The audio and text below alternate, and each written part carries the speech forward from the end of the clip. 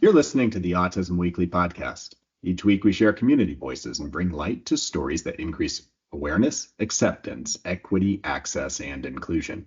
If you haven't already, subscribe to join the Autism Weekly family. I'm your host, Jeff Skibitsky. Today's guest, Sylvia Moore Myers, is an experienced entrepreneur, author, and business consultant with over 30 years of expertise. Certified in mental health, life coaching, and crisis intervention, she is the founder and CEO of Gold Scars, LLC. Sylvia authored Gold Scars, offering insights into grief, loss, and trauma. As a sought-out speaker, she inspires audiences to embrace SCAR, strength, courage, adaptability, resilience, and navigate healing through her 7 to Heal method. Welcome, Sylvia. Thank you for having me. I appreciate the long and beautiful intro. Well, it sounds like you've done so much, and especially with this idea of grief and being able to process that, the intro is probably only touching on the surface of what you've been able to accomplish. But I'd love to get the backstory and understand a little bit of what brought you into entrepreneurship, authorship, grief recovery to begin with. Well, you would think it would have started in 2003. In 2003, my teenage son was on his way home, pulled into a gas station, bought a Snickers bar and a Mountain Dew that he was going to bring to his girlfriend on his way home. It was around Christmas time. So we were about halfway putting the Christmas tree up. So he was getting home that evening so we could finish it off in the morning. And he was robbed and shot and became an organ donor that evening as a result of that shooter. He got shot in the head.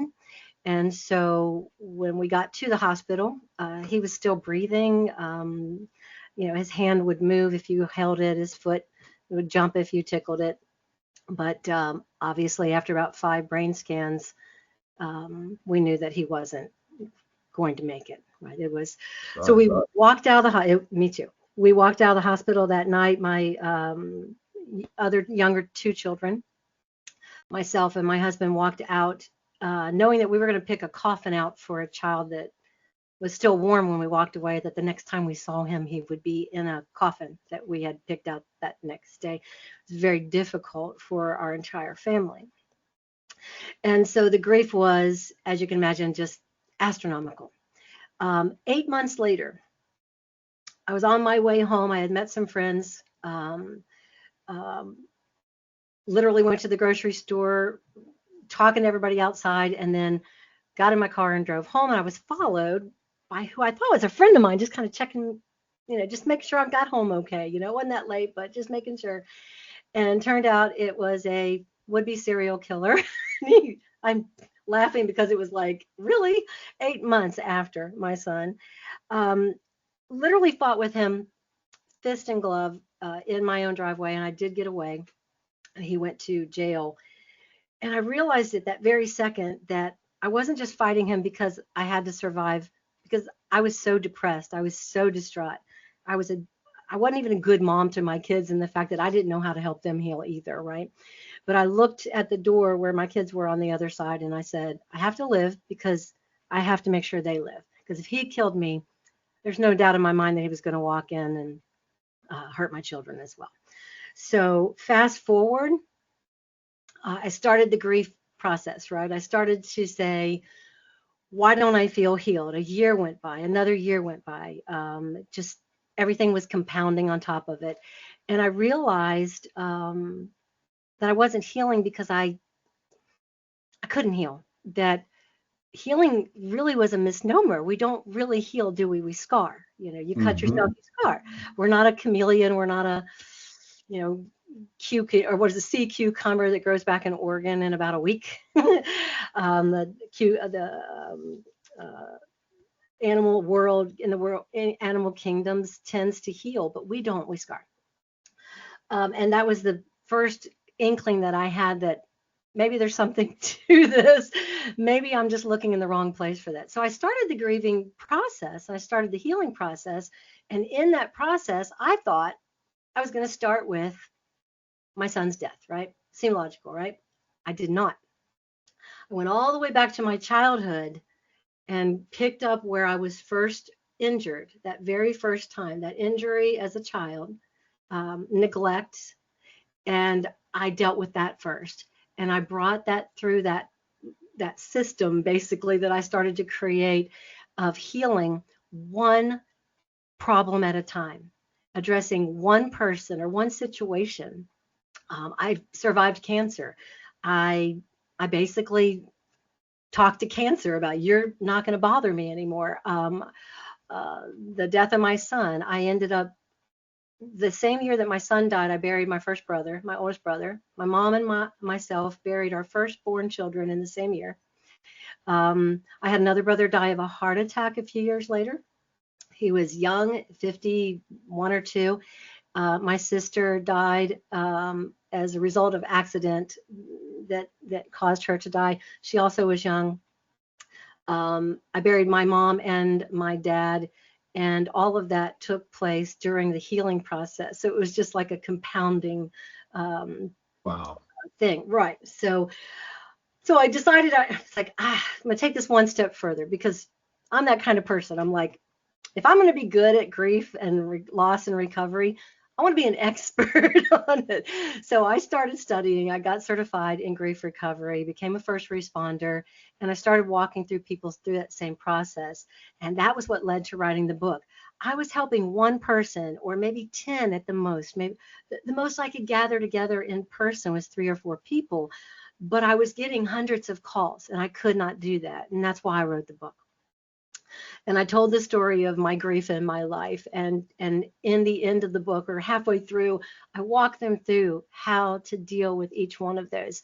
And the whole goal is to be happy again, really, to be, you get help and you be healthy again and you eat right and you take care of yourself and you pay back, because that's how you feel joy, is when you give joy. And all of those concepts really do lead to having happiness. You can't bring back the person you lost. And I didn't need a way to forget what happened to myself or to my son. I needed Mhm. a better way to remember.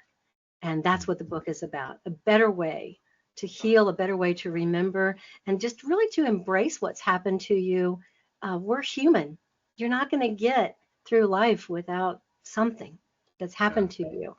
And grief, even for children, grief sometimes is moving across town. Well, I appreciate the perspective that you have on that. And as you're going through this and you're talking through each of these steps, I'm I'm almost like I'm kind of a little bit shocked. I don't know that we have all those skills to start processing and working through grief, even though, as you mentioned, we've been experiencing it our Your whole whole lives. We've yeah. experienced trauma our whole lives, and we kind of wait for that catastrophic event to start addressing it. No, we Are shouldn't. there Yeah. Yeah. I mean, that's what it sounds like. It Yeah. sounds like it's like, So we get to that point where it's like, wow, I need these skills now. And yeah. sometimes we forget to build them throughout the process. Is that kind of some of the thought process that you were working through? Here's the problem. You see, about 100 years ago, we started breaking grief in this country. We broke it. It was working just fine. Grandma would pass away, and everybody would go to the house where grandma lives, and the family would be there, and we'd eat food, and that's where she would be laid out in the parlor, or wherever it was called, and the children would be there, and we would see that we lost grandma, and we modeled grief for our children. And somewhere in the last 100 years, we've decided that a foreign building, a place where we've never been before, is better. And we're going to leave the kids at home because it just might just be too traumatic for them to have to go through that again. And we don't prepare our children for grief. I wasn't prepared for the grief that I went through as a child. And I watched a lot of people die. I lost my first babysitter. She's to suicide. My grandmother was my first person that I lost, and I was 7 years old. Mm. And those types of modeling of what do you do when you lose someone, I had a lot of questions and there was never any answers. Hmm. So we tend to want to protect our kids. Um, I'm sorry, you need to model how to grieve. It is okay to have a loss, and we have tragedy. We deal with cancer. We deal with accidents. I've fallen a lot as a child and even as an adult, and almost lost my life several times for that. Those are grief events, and Mm-hmm. I think that we forget that our children need to learn how to pull themselves through that, because the honest to goodness truth is we do have that resilience. We do have that strength. It is actually there. We do adapt our lives, but when you don't know how, or that it's okay to do that, you start thinking there's something wrong with you. It's like, what did I do? What have I done wrong? Or did I cause that? Children usually blame themselves, no matter what it is. Small children blame themselves for whatever happened. Absolutely. And when you're discussing kind of the lens of a child and being able to kind of go through that process, that you almost have to really take a step back and take that perspective and understand what that feeling and how that grief is being processed by a child. Sure. Our show focuses a lot on neurodivergence. As I would imagine, is that you're not going to experience grief every single person the same way. It's that Not the easy. concept, the experience, all that's so different. What's unique with somebody who's neurodivergent that Sure. might be going through the grieving process? Let's talk about that, because when I was writing the book, I think I shared this with you earlier. I discovered that I was autistic. I had suspected my mother was. I can do a whole show just on that, brother. But it's the second book that's coming out. But I realized that I had suffered through grief as an autistic child as well. So what might affect a neurotypical child badly is compounded times 100 in an autistic child's brain. So that almost go into PTSD every time some kind of event happens, and there's no one standing there to pull you out of it. So a lot of times you have a shock, especially an autistic child, neurodivergent child. They have a shock from a grief, a move, a divorce. That's like a death, Hmm. right? And if you don't prepare them for it in advance, that's like any surprise thing. It's going to uproot them and upset them, and you're going to have a long period up to that recovery. And that's the long period to the beginning of the recovery. But if you prepare the child that we're getting a puppy and we love this puppy, but one day this puppy is only going to, this puppy's going to be on earth for about 14 years, 15 years maybe if we're lucky. And we're going to have to say goodbye to this puppy one day. It's really sad, but we're going to just spoil it to death while it's here. Yay. And we're going to take good care of it. When my husband's mad at me for the dogs being on the couch, I just remind him they're only on earth for 13 to 15 years. We're going to spoil them right while they're here. Their life on earth is short, but we don't prepare with children, therefore think animals live forever, grandmas live forever, grandpas live forever, and no one can die. Hmm. And unfortunately, you have to have those conversations with every child. Yeah, and it's not unique to neurodivergence. Is that I would imagine every single child needs to have those conversations. I've seen adults who haven't processed the ability or the what you just discussed as far as kind of the livelihood of somebody having a temporal existence. Is that like the dog it will leave, like it's going to happen. It's I still going bring to be sad. It's going to bring grief, but you're prepared for it. You understand it. I help adults all the time with grief recovery from a loss of a pet. Hmm. It is hard. I mean, when that pet is your person, if that pet is your comfort and your friend and your mate, your TV buddy, Yeah. when you lose that person, it's a great loss. Um, so for a child, even more so. But we tend to not know what to do. We get slapped in the face with grief, and then we just stand there, and it's like, Hmm. And then you're stuck, like you don't know what to do. But you spoke not just of grief, you spoke of trauma. And one of the unique things I've spoken so frequently with folks who have experienced what they would almost describe as micro traumas growing up, who are neurodivergent, is that little things of the way the community has responded to them, their parents maybe have responded to them, or just life experiences have consistently built up. And these micro traumas create a very difficult way to be able to interact with the environment and the community and feel empowered. what would you be looking at in that situation? Because it seems as almost as if we should have been working on all of this ability to process trauma during Right. these micro trauma stages and not waiting for somebody to need to have a major intervention through a therapeutic event to Right. be able to get to that. Yeah, precisely. Every child is different. And when you're talking autism, every child is different, right? With one child, maybe you're not going to have a long, drawn out conversation about people dying in their life. Grandma's great today. You're not going to have that next conversation. But with just about every other child, especially I was a vocal autistic. I did a lot of repeating of adults what they said, but someone could have spoken to me, I would have understood them, right? And you could have had those conversations with me as a child. If that is the case, then those are conversations you need to start having with the child now to prepare them for those changes. With an autistic child, you need to prepare them for a move. Don't put a sign in the front yard and then tell your child the house is for sale, right? You want to have that experience beforehand and talk about what's going to happen and set those expectations. You can set the expectations for things that could happen in the Mm-hmm. future. And then make sure that they know that you're there for this and you've been through this, and you can give them some examples of how you dealt with it, and model what grief and trauma looks like. When you have trauma, and I've had trauma, you don't expect it. Mm-hmm. My child was killed and close to home, and then I was also attacked by a stranger in my driveway. That is trauma. It led to PTSD. The same process, though, that I healed from the loss of my grandmother is the same process that I used to heal from attack of a serial killer.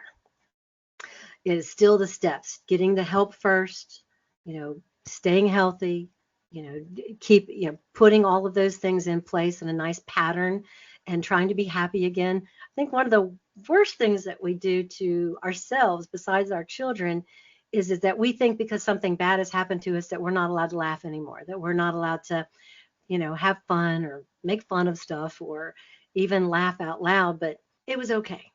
Mm-hmm. And I think we forget that one of the greatest healing mechanisms we have in our brain is the chemicals that are caused by a simple smile. And we need to teach our children to smile all the time. I smile all the time, and I teach that to people. You can smile, you can fake a smile, and it still does things inside of your brain and helps your body to heal. Yeah. So No, it's okay. it's hard to do that. I mean, you're experiencing something so tragic and something that, you're not ready for, like you described. And your initial kind of response is, I'm going to shut down. But then I see Yeah. everybody else expecting that out of me.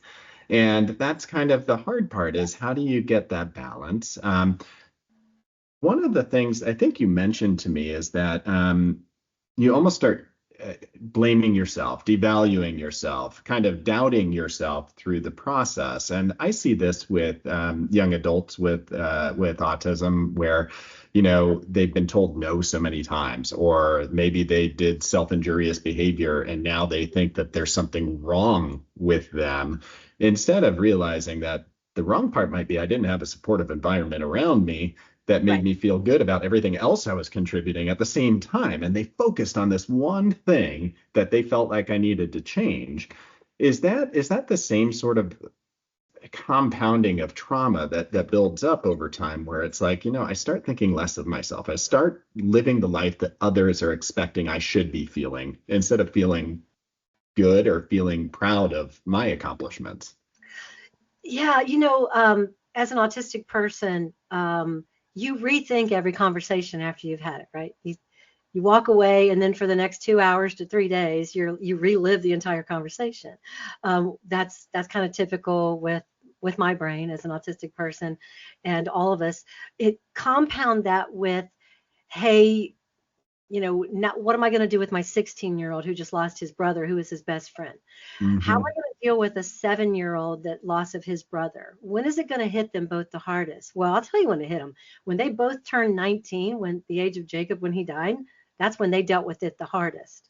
Mm-hmm. And so that was a long period of time in between, right? That I had to get them to that point. Yep. And I knew that it was coming. But yeah, I had to be there. One of the parts of my book that is my favorite part, I want to pull it out and just print it just for funeral parlors. What a horrible word, right? Funeral parlor. They stole that from Grandma's house, by the way, with Grandma in the parlor. Yeah, but it's all the bad things that people say to you when your child dies, or when anybody dies. It's like God needed him in heaven. His work on earth was done. And I would always answer, because I'm a smart ass. I would say, what was he working on, and why did he finish so soon? Mm-hmm. Or you're telling me that God woke up on December the 6th and said, I need Jacob up here, stat. And I don't care how you do it. That's not the God that I serve. But we do that to people. We put that additional burden on them that for some reason it was okay for that person to die, or that it was destined, or you need to be strong for your other children. Really? You think? Duh. But we overburden them. The worst thing we do at funerals is we stand in line for an hour to 2 hours to torture the people at the other end standing by the person that they lost. Mm-hmm. We don't even know what to say, because in the English language, and you can search your heart and your mind right now, but there are 0 words in the English language on what to say to someone who has just lost someone they love. There's no words. Yep. So we kind of try to think up something like, I'm so sorry. Well, that one's good, right? But I'm sorry for your loss. My condolences. That's from your boss, not from you, right? Yeah, but the other things that we say are all wrong. The best thing to do, say nothing. Just hug, love, and move on. Yeah. And I still say we pull them out of the funeral parlor and we put them back in Grandma's parlor, right? Yep. And we I bring almost them. feel like sometimes we say something only it's almost for us. Like it's almost like, I'm It's, saying it because I feel like I need to say something here and I'm going to that's, say something. that's what we trained our children to do. That's what I said. We broke grief 100 years ago. We broke it. It was doing good until we pulled it out of the home and we threw it into a strange building. As an autistic child going to a place I've never been before, why is Grandma there? Mm-hmm. Why is she there? We're confusing our children. And then we stand in line with them to say something to someone, like we're going to think of something really profound before we get there. And of course we do not. Um, it's No, just I think the profound thing is like what you said. It's giving that it's giving that hug. yeah, It's I love giving that kind of I'm here and I'm present, but I'm just here to do whatever it is that you're telling me I need to do, which might made be up, the hug. that's right. I made up a word. It's in my book. It's called presentness. And Mm-hmm. I tell people, have presentness, be there, be present for someone. That's really all they really want. They just want to know that you cared and you loved, and that at 3 o'clock in the morning, 3 weeks from now, when I totally fall apart, which I will if you've lost a child, right? That you'll come over my house and sit with me again and say nothing. Mm-hmm. And those are your real friends, right? Yeah. No, for sure. And I mean, it sounds like, you took some of the experiences from your life and you probably learned a lot through those experiences. And now you've created SCAR as a way, I'm guessing, to be able to share those experiences, but also empower others. And I'd love to hear that experience of, how it is that you're utilizing those, I guess, 5 key features or 4 key features of SCAR, SCAR, to be able to kind of help people to feel like they are equipped or that they are able to continue to move forward. Right. So one of the reasons that I put gold scars is basically what I told you before. When I lost a child, I'd been through a life of bullying as a child and never really knew why. I was practically raped by my first employer and then sexually harassed by my second employer. I dropped out of law because of that, which is what I wanted to do. I dropped out of college twice, and just had that life of just one bad abuser after another. Um, I made very poor decisions on relationships and marriages. And there was just no one there. I moved out of my house at 18. I wasn't ready. I tell people I was the child that would have been standing at the door knocking at 18 going, but I still need you. If I'd have known I was autistic or they did, they would not have let me just wander out the door, right? But getting back to the point, there was a lot of trauma in my life, and those were all becoming wounds, right? And I was desperately, after my son died, I was just looking for this cure. It's like, I need a way to forget everything that's happened to me. I need a way to make it all go away. And then it hit me. Um, we scar. We don't we don't heal, or we scar. We were meant to scar. We were always meant to scar. So gold scars, I used the kintsugi idea with gold scars because I didn't need a way to forget what happened to my son. I needed a better way to remember. And I needed to remember in a way that actually healed me. So the SCAR acronym is just to remind you that you can have the strength, and you can have courage, and you can adapt your life to change. It's change. You can't make it go away. You gotta adapt to it, correct? You can't go backwards. You have to go forward. And being resilient, part of healing, mending is what I call it, beautifully mending, is resilience. And it's built in and hardwired into our brain already. You just got to tap into it and decide that's what you're going to do. Or you can sit on the couch for the rest of your life and be sad. Or you can get up and say, I'm going to find ways to remember my son better. I'm going to remember the good things that happen. I'm going to get help for myself first and foremost. And I call it the 7 H's, 7 to heal. And it's just simple things like being happy and healthy, feeling your worth. I call it being holy again, feeling worthy, because I felt lousy. I was a horrible person. I let my child die. How could I do that, right? He stopped and got a Snickers bar and a Mountain Dew on his way home. That somehow in my brain, I thought it was my fault and everybody else's too. But it was the guy that killed him's fault. Right. And learning to be healthy again, because one of the things we do in grief is we forget to eat the right things and be healthy. Exercising, just simple things. And then I like to say one of the best parts of my chapter is the happy chapter. The happy chapter is about smiling again and creating those endorphins and those things in your brain, the chemicals that make you happy. Even a fake smile, as I said before, can create chemicals in your brain that can produce healing. You can literally heal from a smile. Even a fake smile works. I call it jump starting your smile. It's just faking it till you do it. And then being hilarious again, getting to that point in your life where you can tell a joke. I tell the most horrible mom jokes you could ever know. And my children make fun of me. My grandchildren do now. But I've carried that tradition on as just being a laughaholic. And it's contagious. I got my other 2 children through this grief recovery and on the other side of grief, desperate grief, by healing myself first and pulling myself through that, and then putting that towards their lives as well. And now I share it with as many people as possible as a grief recovery specialist.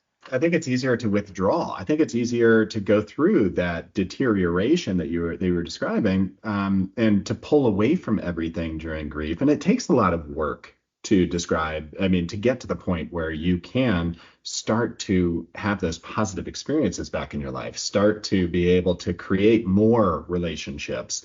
What's the role of the community partners? What's the role of creating that support network around you to keep you on that path, so you're not doing it by yourself? Sure. Yeah. And I think inside of a family, you grieve together. And you grieve different, but you still grieve together. My children were grieving. My husband was grieving. Our marriage lasted 3 whole months after my son was murdered, and we got a divorce. It just didn't survive it. We're good friends now. Both of us remarried and very happy. And we co-parented during all of that time. So my children had 2 moms and 2 dads.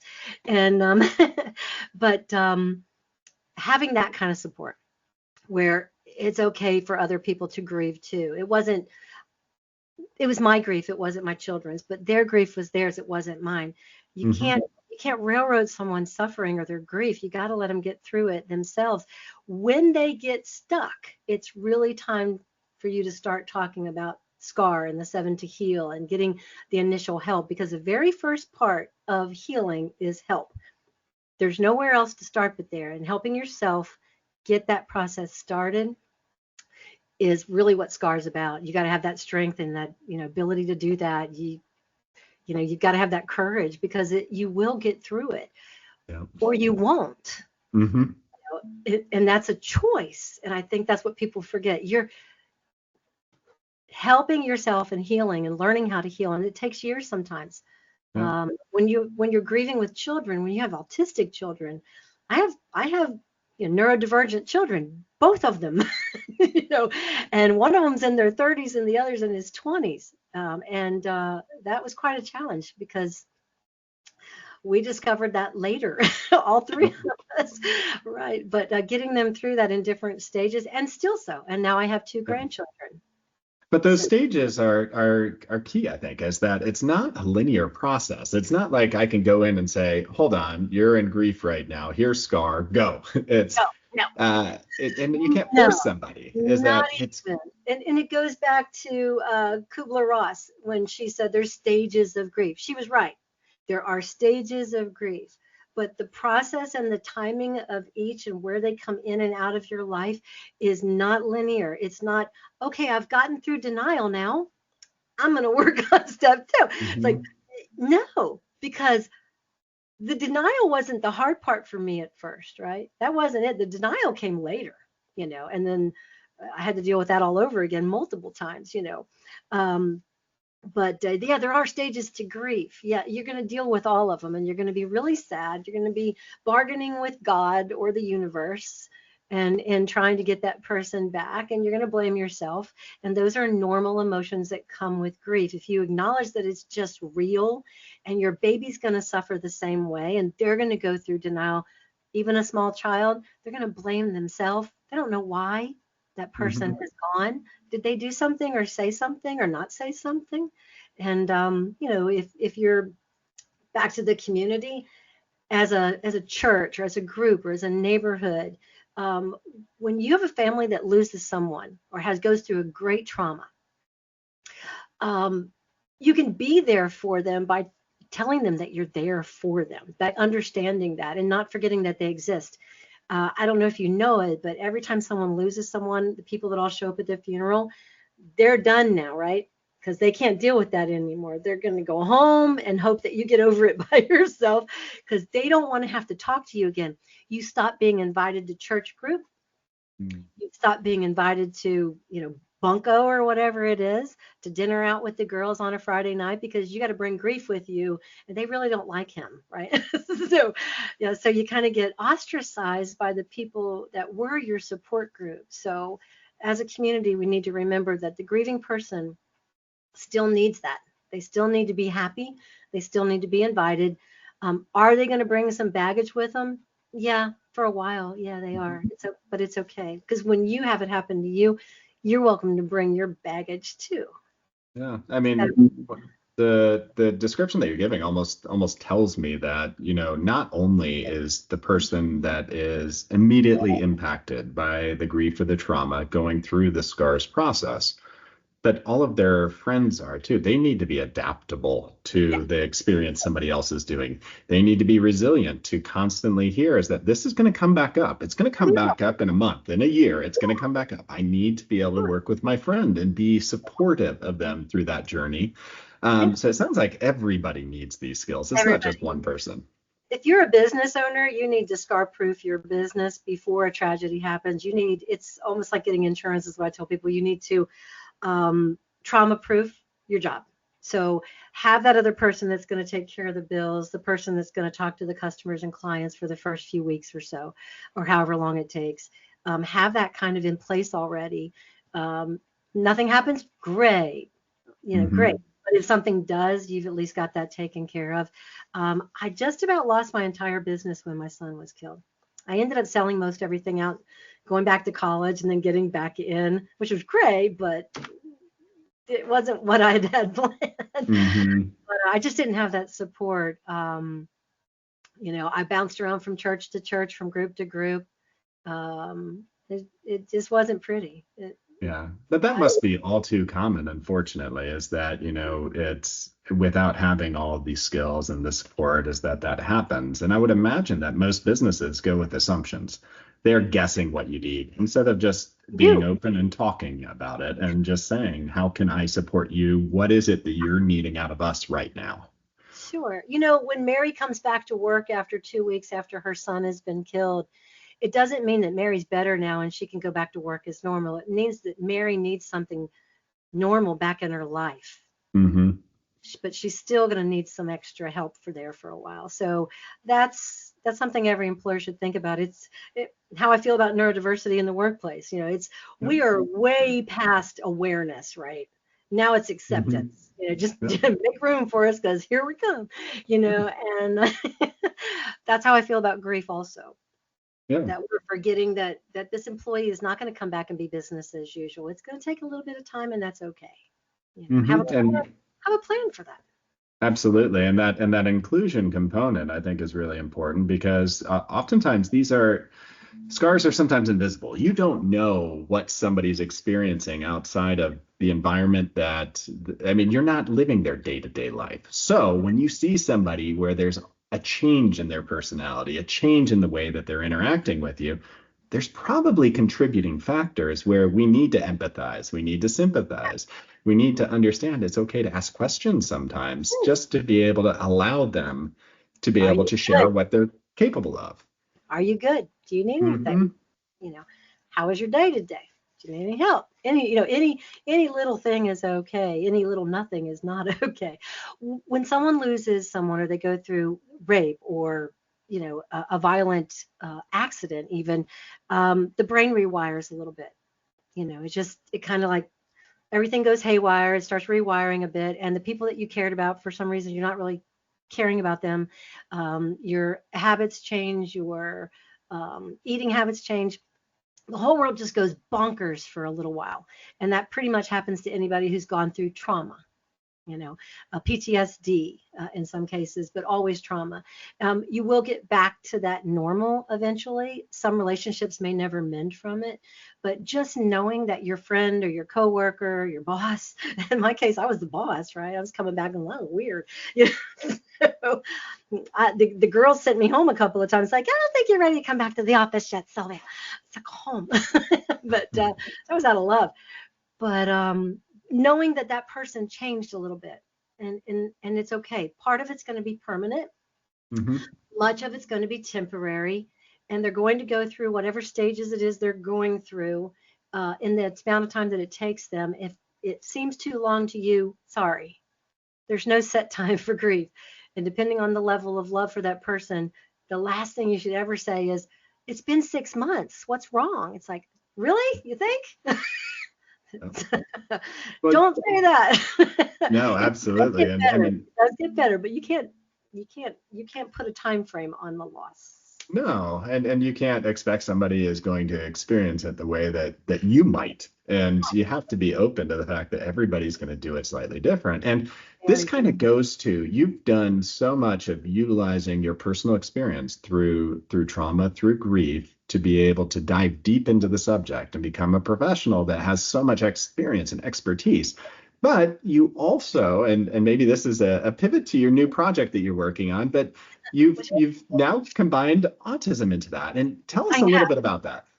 Well, so I've been writing this book for a while, and I was getting towards the end of the research, and I was trying to resolve some of the things of my childhood in the book, because I couldn't resolve them. I was like, okay, I've hit this point. Why was I abused? Why did my mother never, I never held her hand one time that I can remember, not one time. And why was I bullied in grade school? Why didn't I seem to have any friends? I kind of took my own life into my hands in high school and joined everything.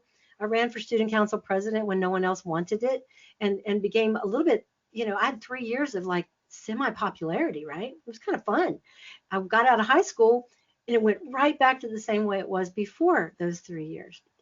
I was abused. Had an abusive, verbally and emotionally abusive husband.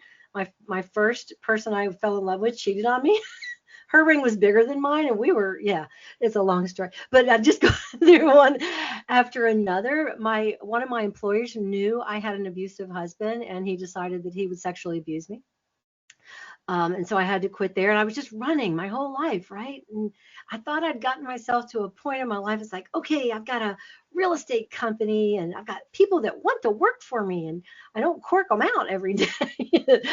And then I lost Jacob. I had just survived cancer to have Isaac. I was told I was going to die before he was ever born, and survived that. And of course, I had Daniel after that. So I'd been through all of these losses and just kind of come through that other side, but I could never qualify it. I couldn't quantify it. Why was my life so different? And so as I was ending my research on my mom, Asperger's kept coming up. Conversations we'd had with family and friends. Why was her IQ so high and she was so weird, but we loved her all the same. And my brother got on the phone with me and he said, "Oh yeah, I've always known Mom has got Asperger's, or had Asperger's." And for me, that was I knew what it was. I didn't live in a box. I knew what autism was. I'd literally donated 3 years as a teenager going to Camp Maryland in Northern Kentucky for special needs children, many autistic, and had given my time. So I totally understood what that meant. Asperger's was, for my mom, made sense. And I said, I'm just like her. I spoke when I was a baby. I spoke sentences as a baby. Before I could walk, I could talk. I spoke French by the age of 2 on top of English, and I parroted anything anyone said. And I was just a quirky little kid. I chewed my nails. I picked skin. I pulled my hair, and had, just physical things that I had to do to get through events of my life. I was a walking, talking autism dictionary, and no one noticed. No one, because I just looked normal coming out of my family. But so I got the diagnosis last year, as a matter of fact, and autism. And the 2 professors that diagnosed me said, "You can make a difference. Your book is good, and you could actually make a difference." And so that was a autistic challenge. Is like, yes, and now I will be an expert in that. So that began the writing of the book called Being Tizzy, or Autisme. God has a sense of humor. My nickname since I was a little baby was Tizzy. My brother couldn't say Elizabeth, which was my middle name, and called me Tizabeth. And then everybody started calling me Tizzy. And then my whole life I was Tizzy. Well, isn't that ironic that that's kind of a slang word for autism? God has a great sense of humor. And but that's what the book is going to be about. And I'm going to take people through that life as a child, some of the really horrific things that I went through as a little person, and getting lost all the time, falling all the time. I've had 3 concussions I'm aware of, and I know that I've almost died from several other falls as a small child. I fall here at the farm about once a year. But the comorbidities were all there. The dyslexia, why did I have trouble with some math problems and other things I just did in my head? Aphantasia, I know that's not a comorbidity of autism per se, but it added to the flavor of the ice cream, which I am. And but all of those things made sense, and they all fell into a final, like, here we go, 62 years later. I'm going to be 63 in January. This is who I really was. And I never knew. So my goal is to make a difference, to help children with grief, help parents get through that as well. It was a grieving process just to find out. Oh, by the way, you go through the stages of grief when you find out you're autistic, and so does your family. They call you and say things like, "Mom, we've talked about it. We don't think you're autistic." Maybe a little ADHD or something, but we're pretty sure you're not autistic. Well, that was a year ago, and now my son's like, "I totally recant that. Sorry." So I take that back. But that was a grieving process for my family. My husband didn't want to believe it. He goes, "You're too smart to be autistic." I go, "Oh, really?"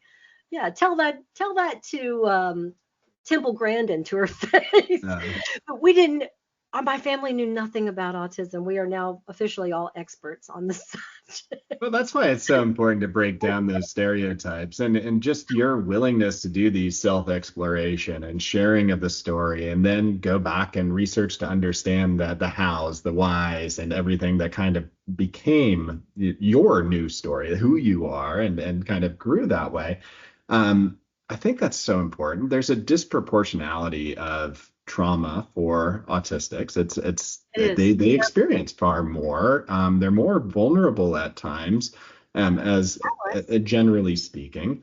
And then also with processing of trauma is that we're all so unique. And if you have a perspective or you're processing things in a different way, it makes the experience of trauma so different that those around you have a hard time supporting you. Yes. And I think that your book will, I'm hoping, hit these two subjects. But I mean, is that kind of what you're aiming for, is being able to kind of really educate? I really want people to reevaluate grief. It's not a problem, it's a process. And to really hone in on trying to pull yourself through to that other side where there's happiness, right? Because you can't go back and change something. You didn't do anything wrong. In most cases, you had nothing to do with what happened, right? And you've got to get yourself on the other side of that grief. I promise you, I've been through more than anyone I know. I've been through more grief. I've had more losses. Physically, as a child, I was hurt. Physically, as a teen, as a young adult, multiple relationships and abuse on one end or the other. And I just thought I was just unlucky. I was autistic. I was more vulnerable and very trusting. I had a tendency to get lost and wander off. So, those are things that autistic people, regardless of where you are on the spectrum, deal with. And we're very vulnerable. And I'm a klutz. That's part of who I am as an autistic person. I have motor skill issues. I was in the marching band. I became the field commander because I couldn't keep up with the marching. I can't line dance either. And I never got to be a cheerleader until the wrestling team decided that they needed some cheerleaders. You didn't have to be very good to show up and just go wrestlers. And so that was my only time I was ever a cheerleader for the wrestling team. Because my coordination skills are bad. But and that caused me to have a lot of injuries. I broke a hip, falling, and I have a new hip, of course. But those types of things are just grief issues that a lot of autistic people are going to put up with through life. The vulnerability issue. Do you think the serial killer that followed me home, when he had a choice of all the people that were there, that he chose me? I was the Yeah. little sheep, right? Yeah, and he was the wolf. I can't read people's emotions in their faces most of the time. Hmm. I don't know if you're getting ready to ask me the time or try to kill me. I really can't tell much of the time. And that's a skill that I've never really been able to master. And Yeah. that's probably gotten me in more trouble. And could I go back in time? Would it be different? Absolutely. Would my Hmm. yes, definitely. Someone could have prepared me for those types of things, and I wasn't prepared. No, and I think the professionals I mean, they're working on developing new skills to empower somebody through their life, but I think this is a missing piece. And I think it's a piece that I'm so glad that you're writing the next book to be able to fulfill. But what message would you give to those that are going through the grief process and trying to find their strength? Are there resources that you could be turning to that, are going to empower them to be able to continue to live their best lives? Um, Yes, I'm pushing my book, Gold Scars. Read that. There's other resources in there. I'm going to have some classes that you can just take online that we're going to offer. Some of those will be for free, some just a nominal to pay for the guy that's actually putting them together for me. But you can go through a grief recovery by yourself. You don't have to do this book or the study book with it with a group. You can do it alone. But I think you need to get started with the fact that you've got to acknowledge that you have grief. It's part of your life. I have a cartoon series called Being Tizzy. Tizzy is a little autistic child that we're working on. And grief is this little swirly blob that follows her around a lot of times during her life. And she just shows up, and that's how grief is. If you just acknowledge that grief's going to be there, You can't really make it go away. You can live in your grief, right? It's your grief. You get to live in it. Mm-hmm. Not going to make it completely go away because it's going to turn into that beautiful scar. I know that sounds very analytical and an analogy, but it is true. You can start the process to acknowledge that you have grief, get yourself out of that. It takes a little strength, takes a little courage, but I've seen the alternative. I've been to people's houses talking to them about grief, and they don't want to heal. And until I convince them that it's time to start thinking about healing, mending, I can't get them past that first step. It has to be some decision that you make, because you have it, Superman. All you get, Dorothy, click the heels. You literally have to say to yourself, I'm going to start working through this grief, and you call it what it is. You write it down. It's like, dear, and I don't mean send anybody a letter. I mean literally address the person that hurt you or the thing that happened to you, right? Dear person that attacked me when I was a teenager, I'm not going to think about this anymore. You're not going to bother me anymore. This situation, I'm moving forward. You have to literally make those statements to yourself to be able to push yourself forward. Mm-hmm. That is part of the process. I hate to say it. You literally have to address them. I addressed all of them. I addressed the cancer. I addressed a baby that I lost when I was a teenager. I addressed that. I addressed everything that had happened to me in my life, my abusers, the people that hurt me as a young person. And I did that literally by writing it down, what happened, and facing it for the first time. That's where the strength comes in. So, yeah. And I appreciate that. So yeah. Yeah, but I mean, just even having that first step of how to start looking at it, and then just I think understanding. As you were talking through that, in my mind, I'm seeing that person Tizzy walking with the blob behind her, but that blob is constantly changing shapes, and Tizzy has some control over what really that shape looks like. Sometimes he's big, and sometimes he's little. Well, I think that just being able to kind of hear that and just know that there's so much to think about through all of these processes and in the moment and in the event. And just knowing that there are things to turn to, and just reading something like Gold Scars to prepare yourself, or having that comic strip to start talking about that with your children is so important. So thanks again, Sylvia. We really appreciate it. Thank you for having me. I appreciate it. Thank you for listening to Autism Weekly. We hope you tune back in next week to learn more about autism in the real world. Autism Weekly is now found on all the major listening apps, including Apple Podcasts, Google Podcasts, Stitcher, Spotify, Amazon Music, and more. Subscribe to be notified when we post a new podcast. Autism Weekly is produced by ABS Kids. ABS Kids is proud to provide diagnostic assessments and ABA therapy to children with developmental delays like autism spectrum disorder. You can learn more about ABS Kids and the Autism Weekly podcast by visiting abskids.com. Thanks for tuning in. See you again next week.